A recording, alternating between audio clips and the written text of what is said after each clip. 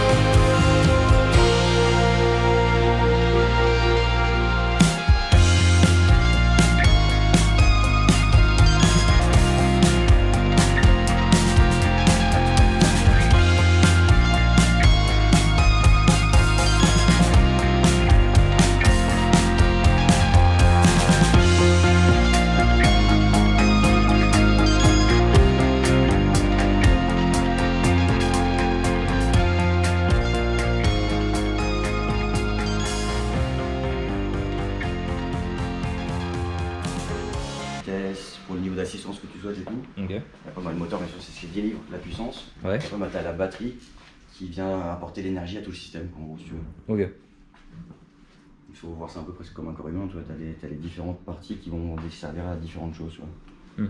Et puis bah, les câbles qui relient les organes, quoi. Ouais. Les trucs du vélo. Ok.